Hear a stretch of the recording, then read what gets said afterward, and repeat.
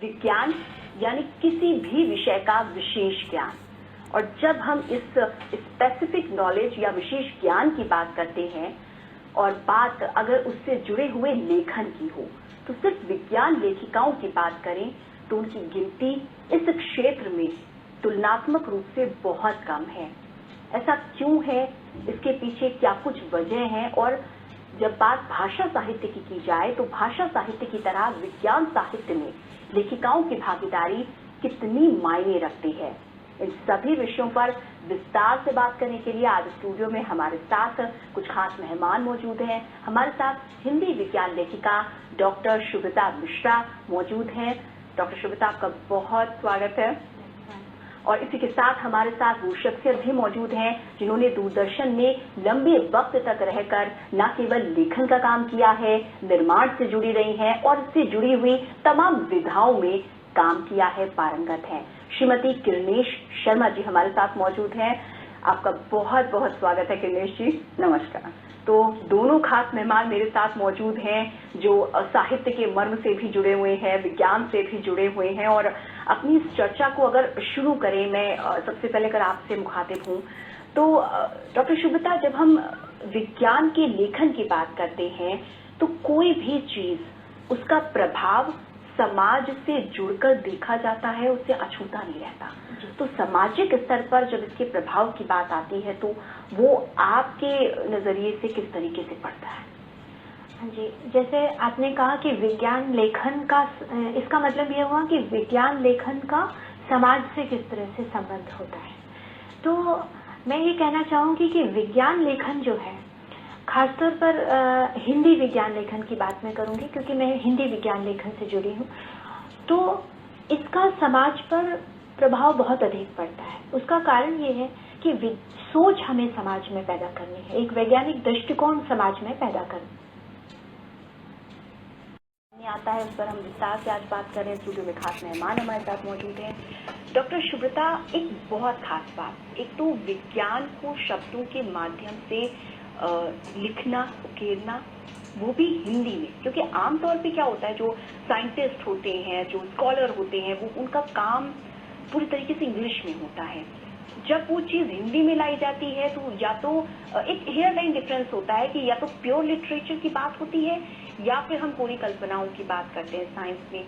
इनका सामंजस्य बिठाकर हिंदी में विज्ञान लेखन करना कितना चुनौतीपूर्ण रहा है, अपने सफर के बारे में संक्षेप में बताएं। आपने बिल्कुल सही बात बोली कि ये एक चुनौती होती है हिंदी में विज्ञान को लिखना। वो इसलिए, जैसा कि आपने कहा कि हमारे देश के जितने भी संस्थान हैं, बड़े बड़े संस्थान हैं, उन सब में जो वैज्ञानिक शोध हो रहे हैं उनकी जो मूल भाषा है वो अंग्रेजी है।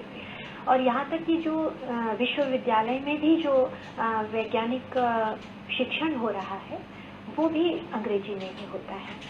तो जो मूल कार्य अंग्रेजी में है और हमें आम लोगों को कार्य से जोड़ना है कि क्या आविष्कार हो रहे हैं, क्या अनुसंधान हो रहे हैं। और मैं समझती हूँ कि आम लोग जो होते हैं, जिनका विज्ञान से सीधा संबंध नहीं है, लेकिन उनका भी ये अधिकार होता है कि वो जाने। तो इस तरह के कई बहुत सी हैं जो आम लोगों से जुड़ी होती है जिंदगी में।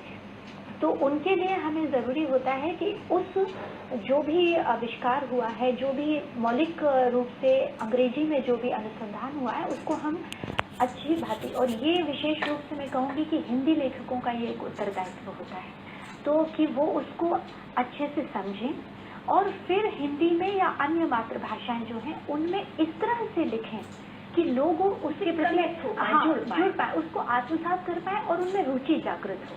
कई बार क्या होता है कि विज्ञान को इतना नीरस कि वो शब्द ही नहीं समझ में आ रहे हैं, कोई बात ही नहीं समझ में आ रही, तो लोग छोड़ देते हैं उस चीज़ को।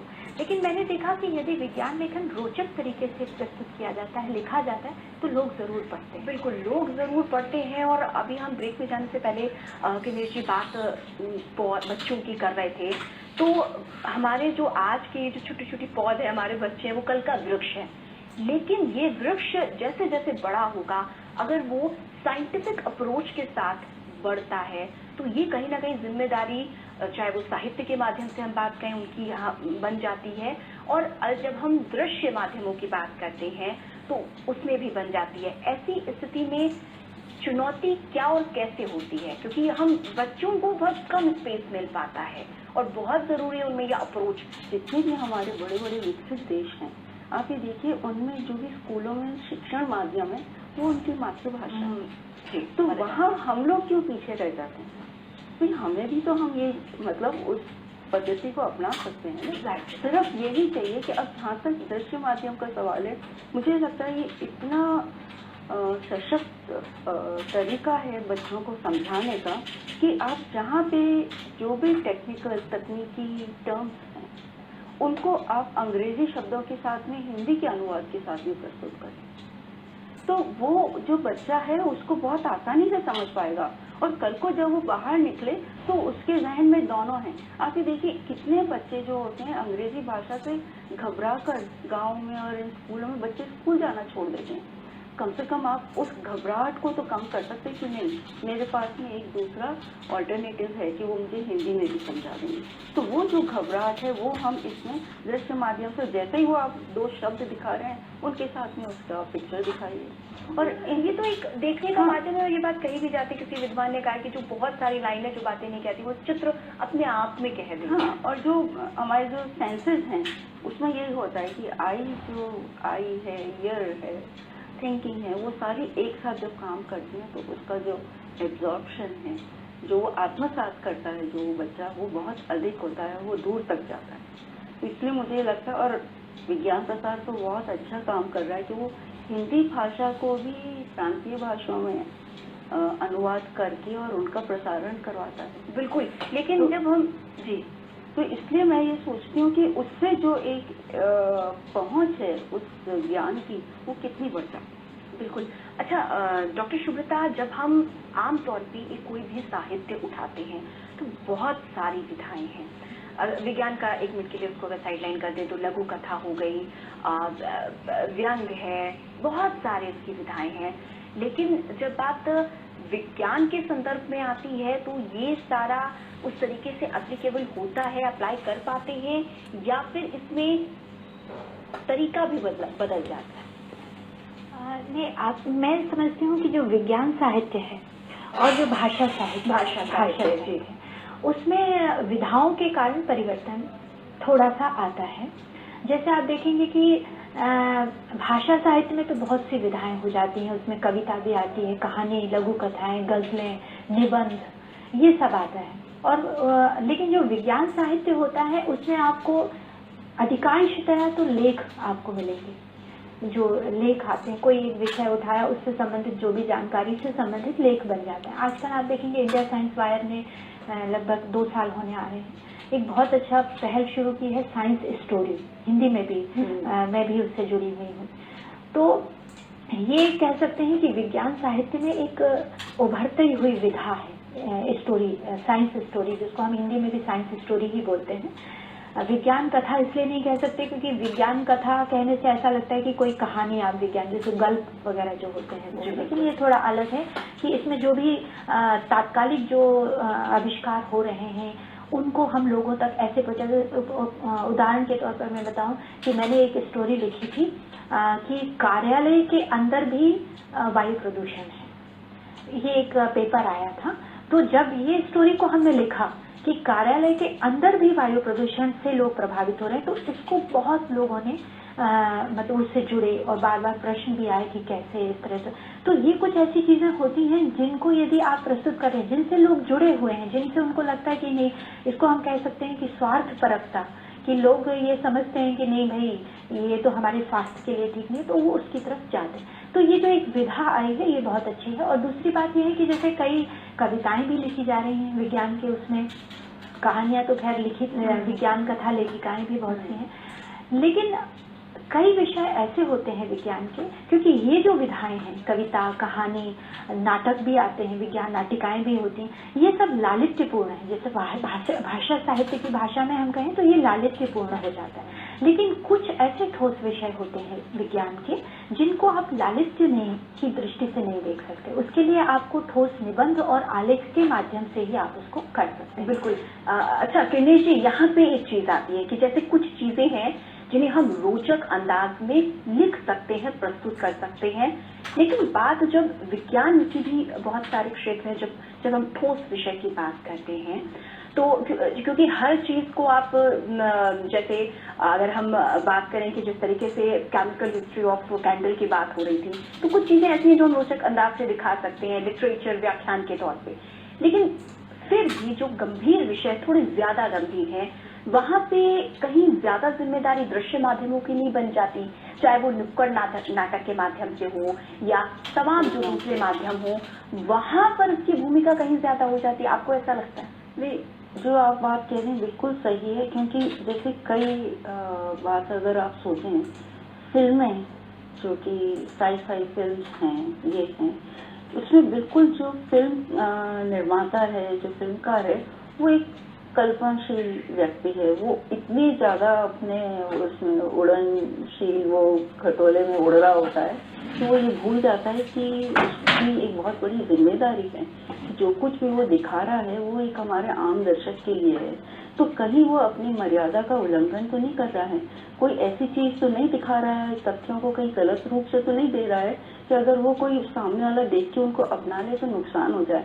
पर उसी चीज को हम ये नहीं कर सकते कि उसकी कल्पना को हम मारेंगे, क्योंकि इतनी सुरुचिपूर्ण से कई फिल्में आई हुई हैं कि उनसे आप बंद कर रह जाते हैं। मैं आपको एक पुस्तक बताऊं, 20,000 लीग्स अंडर द सी करके जो जूल्स वर्न की बुक है, फ्रेंच राइटर की, तब उसने ये बोला कि एक विशाल काय कुछ लोहे का उभर के आता है समुद्र से, वो पनडुब्बी से रिलेटेड था, 1870 में लिखी हुई किताब। मतलब मैं एक बता रही हूँ कि this is the imagination.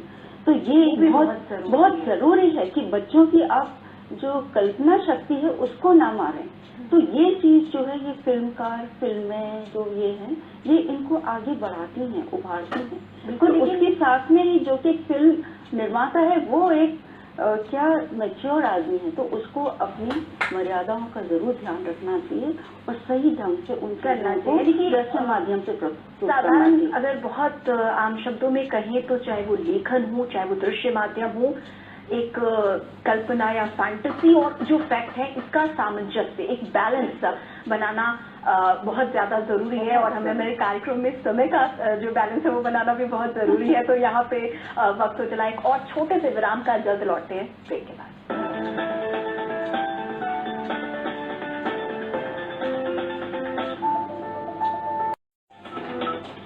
Break के बाद एक बार फिर से आपका बहुत स्वागत है हमारे विशेष कार्यक्रम विज्ञान, संचार और लेखिकाएं। और आज हम बात कर रहे हैं किस तरीके से विज्ञान और साहित्य का जब एक साथ मिलन होता है तो वो हमारे समाज को प्रभावित करता है। हमारे साथ हमारे खास मेहमान स्टूडियो में मौजूद हैं। डॉक्टर शुभ्रता, आपसे कार्यक्रम में खत्म होने से पहले मैं जरूर एक बात आपसे जानना और समझना चाहूंगी कि आप बहुत लंबे वक्त से इस क्षेत्र में काम कर रही हैं। जब विज्ञान में लेखन की बात आती है तो महिला लेखकों की, लेखिकाओं की इतनी कमी क्यों देखी जाती है? इसके पीछे की वजह आप क्या मानती हैं? हाँ, आपने बिल्कुल सही कहा कि विज्ञान लेखन में जब बात आती है तो विज्ञान लेखिकाओं की संख्या काफी कम है।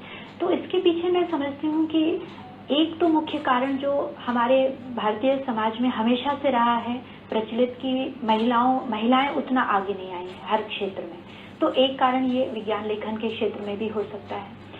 दूसरी बात मुझे लगती है कि अंग्रेजी में विज्ञान लेखन होता है, तो विज्ञान लेखन में एक चीज होती है कि हमें पहले उन सब चीजों को अंग्रेजी में समझना होता है और फिर उसके बाद सरल भाषा में आम लोगों के लिए हिंदी में विज्ञान लेखन करना होता है। तो एक मशक्कत करनी पड़ती है, बड़ी चुनौती भरा एक काम होता है। और तीसरी बात और मैं समझती हूँ कि शायद कम होने का एक कारण ये है कि हमारे यहाँ महिलाओं को सामाजिक और पारिवारिक उत्तरदायित्वों का भी बहुत निर्वहन करना होता है। और एक चीज और कि विज्ञान पत्रिकाओं की संख्या भी थोड़ी सी बढ़ानी होगी, या आजकल तो ऑनलाइन भी बहुत है, तो उसमें यदि लेखिकाएं आगे बढ़ती हैं और मुझे लगता है विज्ञान लेखिकाएं यदि आगे आएंगी तो विज्ञान का संचार समाज में और अधिक हो पाएगा। गणेश जी, हम बात गंभीर विषय की कर रहे थे। बहुत सी चीजें ऐसी होती हैं जो गंभीर नहीं होती, हल्की नहीं होती, उन्हें नीरस की श्रेणी में कहते हैं। लेकिन जब हम दृश्य माध्यमों की बात करते हैं तो ये भी एक बहुत बड़ी चुनौती है कि ऐसे विषय को किस तरीके से प्रस्तुत किया जाए। नहीं, आप बिल्कुल सही कह रही हैं, क्योंकि क्या होता है कि एक तो जैसे ही आप किसी सिद्धांत और इन तरह के शब्दों को सोचते हो तो आप उठ के भाग जाते हो कि विज्ञान और वैज्ञानिक से बिल्कुल नीरस और बोरिंग लोग हैं। जो बहुत ज़्यादा इंटरेस्टिंग फैक्ट्स हैं उनको अगर आप प्रस्तुत करोगे कुछ थोड़े से म्यूजिक के साथ में, अच्छे दृश्यों के साथ में, इनके बराबर समावेश के साथ में, तो मुझे नहीं लगता कि वो विषय फिर भी नीरस बना रहेगा।